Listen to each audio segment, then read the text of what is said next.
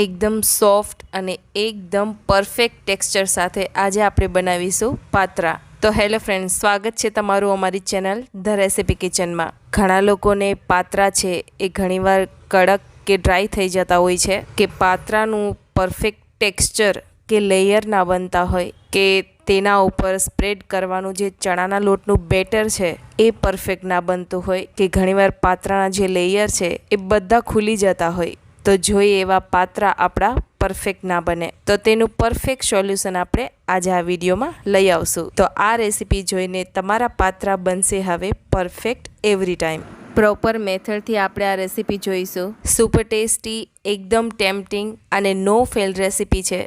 જો તમે પહેલી વાર આ ચેનલ ઉપર આવ્યા હોય તો સૌથી પહેલાં ચેનલને સબસ્ક્રાઈબ કરી લેજો, જેથી આવી જ નવી નવી રેસીપીની નોટિફિકેશન તમને મળતી રહે. તો ચાલો શરૂ કરી દઈએ ગુજરાતી પાત્રા રેસીપી, એ પણ ઓથેન્ટિક ટેસ્ટ સાથે.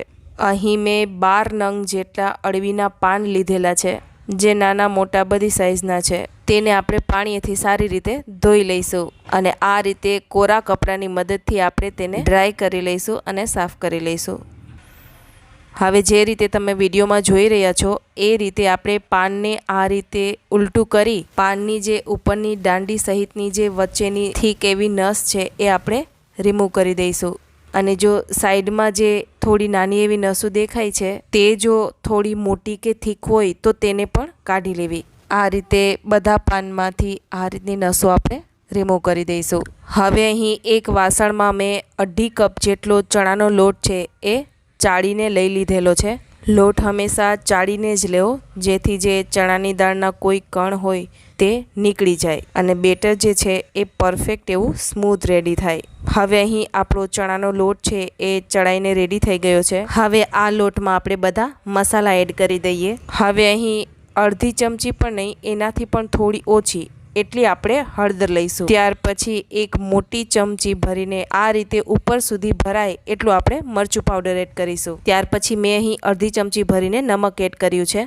અડધી ચમચી કરતાં પણ થોડી ઓછી એટલી આપણે હિંગ એડ કરીશું. ત્યાર પછી અહીં મેં 1/4 ટીસ્પૂન જેટલો ગરમ મસાલો એડ કર્યો છે. ત્યાર પછી તમે વિડીયોમાં જોઈ રહ્યા છો એ રીતે 1 ચપટી થાય એટલો આપણે કુકિંગ સોડા જે આવે, ટાટા સોડા, એ એડ કરીશું, જેથી આપણું જે બેટર છે એ લાઇટ એવું એરી બનશે અને જે આપણા પાત્રા છે એ એકદમ સોફ્ટ રેડી થશે. ત્યાર પછી અહીં 2.5 ચમચી આ રીતે ઉપરથી ભરાય એટલી આપણે ખાંડ એડ કરીશું અને 1 લેમન આખું આપણે આ રીતે કટ કરીને સ્ક્વીઝ કરીને એડ કરીશું.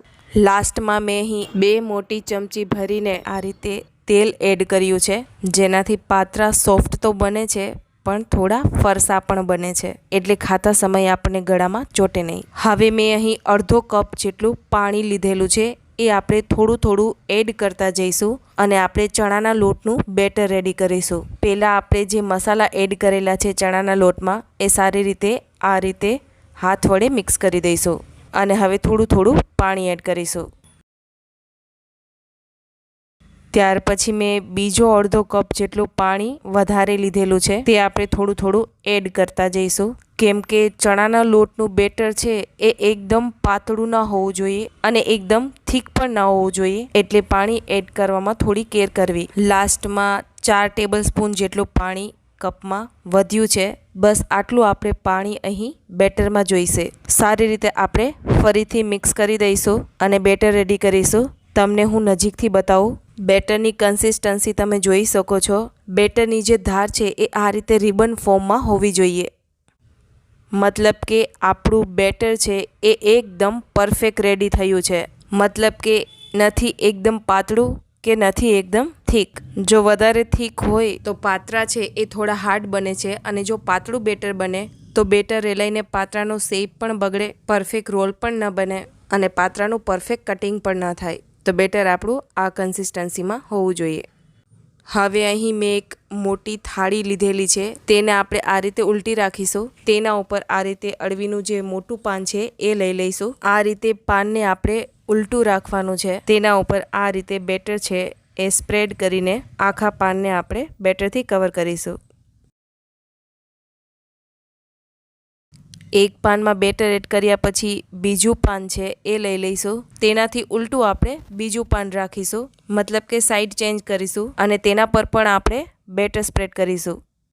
ફરીથી આપણે ત્રીજું પાન લઈશું અને બીજા પાનની ઉલટી સાઈડ આપણે આ ત્રીજું પાન રાખીશું. આ રીતે આપણે 4 પાનના લેયર રેડી કરવાના છે, મતલબ કે આપણે જે પાન લીધેલું હોય એની ઉલટી સાઈડ આપણે બીજું પાન રાખીશું. આ રીતે પાનની 4 વાર પ્રોસેસ કરવાની છે 4 પાન માટે. હવે બેટર છે એ બધું સ્પ્રેડ થઈ જાય એટલે સૌથી પહેલાં ઉપરથી આ રીતે રોલ વાળીને સેટ કરીશું, જેમ તમે વિડીયોમાં જોઈ રહ્યા છો એ રીતે.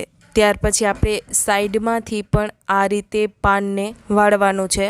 આ પ્રોસેસ આપણે એટલા માટે કરીએ છીએ કે જ્યારે આપણે પાત્રાને કટ કરીએ ત્યારે પાત્રા આપણા ખુલે નહીં અને પરફેક્ટ શેપમાં રેડી થાય. હવે જે ઉપરથી આપણે રોલ સેટ કરેલો હતો ત્યાંથી જ આપણે રોલ વાળતા જઈશું. આ રીતે તમે જે રીતે વિડીયોમાં જોઈ રહ્યા છો એ રીતે. લાસ્ટ સ્ટેજમાં આ રીતે રોલ ઉપર થોડું બેટર લગાવી દઈશું, જેથી લાસ્ટમાં વધેલો પાનનો જે પોર્શન છે એ સારી રીતે ચીપકી શકે. આ રીતે આપણે બીજા 2 રોલ પણ રેડી કરવાના છે. તમે જોઈ શકો છો આ આપણો એક રોલ છે એ રેડી થઈ ગયો છે. તમે જોઈ શકો છો આ રીતે મેં બીજા 2 રોલ પણ રેડી કર્યા છે. ટોટલ 4 પાનના આપણા 3 રોલ રેડી થયા છે. હવે આ રીતનું જે ઢોકળિયું કુકર આવે તેમાં આપણે પાણી અને આ રીતે જે સુકાઈ ગયેલા લીંબુ છે તેને કટ કરી અને તેમાં એડ કરી દઈશું, જેથી ઢોકળિયા કુકરનો નીચેનો જે પોર્શન છે એ બ્લેક ના થાય. તેના ઉપર આ રીતની જે કાણાવાળી ડીશ આવે તે રાખી દઈશું. હવે આ રીતે ઢાંકણ ઢાંકી અને આપણે 10 મિનિટ માટે આ ઢોકળિયા કુકરને ગરમ કરવાનું છે. મતલબ કે આપણે એક સ્ટીમર રેડી કરીશું. 10 મિનિટ પછી ગરમ થઈ જાય અને થોડી એવી વરાળ દેખાય એટલે આપણે જે આ 3 પાત્રાના રોલ બનાવેલા છે તે આપણે એમાં સ્ટીમ કરવા રાખી દઈશું. આપણે આ પાત્રાને 25 મિનિટ માટે સ્ટીમ કરવાના છે. 20 મિનિટ પછી મેં ચેક કરેલું છે, થોડું એવું આ ચપ્પુમાં ચીપકી રહ્યું છે, મતલબ કે હજુ થોડું વધારે આપણે સ્ટીમ કરીશું. 25 મિનિટ પછી આપણા જે પાત્રાના રોલ છે એ રેડી થઈ ગયા છે. હવે આપણે તેને 15 થી 20 મિનિટ માટે રેસ્ટ આપીશું, એટલે થોડા ઠંડા થઈ જાય. પાત્રાને હંમેશા કટ કરવા હોય તો તેને ઠંડા કરવા જરૂરી છે, તો જ એ પરફેક્ટ રીતે કટ થશે અને તેમાં લેયર પણ સારા એવા દેખાશે. 15 મિનિટ જેવું થઈ ગયું છે. આ રીતે રોટલી વણવાનો જે પાટલો છે તેના ઉપર આ રીતે રોલને રાખીશું અને આપણે તેને કટ કરી લઈશું. તમે જોઈ શકો છો એકદમ પરફેક્ટ લેયરવાળા આપણા પાત્રા છે એ રેડી થઈ ગયા છે, જેને તમે પતરવેલિયા પણ કહી શકો.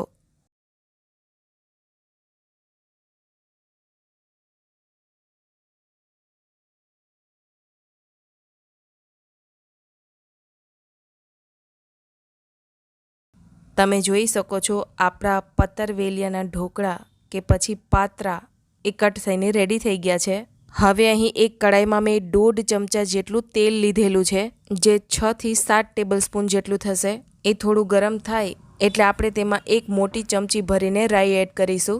રાઈ આ રીતે થોડી તતળી જાય એટલે આપણે તેમાં 1/4 ટીસ્પૂન જેટલી હિંગ એડ કરીશું અને આ રીતે 1.5 ચમચી જેટલા આપણે તલ એડ કરીશું. તલ એડ કર્યા પછી તરત જ આપણે લીમડાના પાન એડ કરવાના છે, જેથી તલ છે એ બધે આ રીતે ઉડીને ફેલાય નહીં. બસ લીમડાના પાન એડ કર્યા પછી આપણે જે પાત્રા કટ કરેલા છે એ આ રીતે કડાઈમાં એડ કરી દઈશું. હવે અહીં મેં 3 ટેબલ સ્પૂન જેટલી ખાંડ એડ કરેલી છે અને ઉપરથી આ રીતે 4 ટેબલ સ્પૂન જેટલું પાણી એડ કરીશું, જેથી ખાંડ છે એ પાણીમાં આ રીતે ઓગળીને આ પાત્રા સાથે સારી રીતે મિક્સ થઈ જાય. હવે આ પાત્રામાં આપણે ચમચો કે કોઈ કળછી ફેરવવાની નથી. આપણે ડાયરેક્ટ આ સાણચીની મદદથી આ રીતે કડાઈને થોડી એવી ઉછાળીને આ રીતે પાત્રાને હલાવવાના છે, જેનાથી આપણા પાત્રા છે એ ખુલશે નહીં. ઘણા લોકોને આ રીતે પાત્રાને જ્યારે વઘારીએ ત્યારે બધા પાત્રા છે એના લેયર ખુલી જતા હોય છે. હા, કદાચ તેમાંથી 1-2 પાત્રાનું લેયર થોડું એવું ખુલી જાય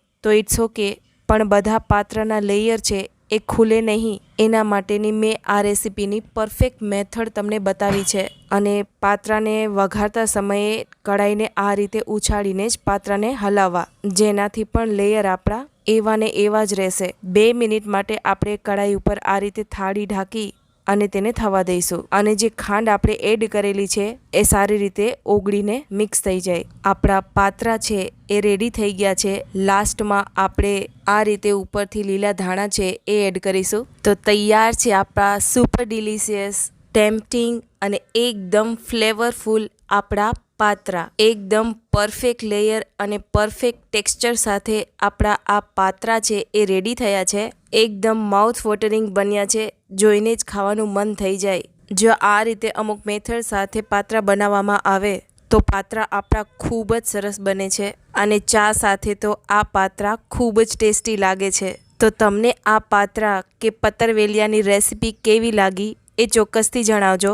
જો વિડીયો ગમ્યો હોય તો વિડીયોને લાઇક અને તમારા ફ્રેન્ડ્સ ગ્રુપમાં ચોક્કસથી શેર કરી દેજો. અને હા, અમારી ચેનલને સબસ્ક્રાઈબ કરવાનું ચૂકશો નહીં, જેથી આવી જ અવનવી રેસીપીની નોટિફિકેશન તમને મળતી રહે. જો આવી જ ડિફરન્ટ રેસીપી તમારે જોવી હોય અને શીખવી હોય તો અમારી ચેનલને લાઇક, શેર અને સબસ્ક્રાઈબ કરજો. Till then take care and thanks for watching.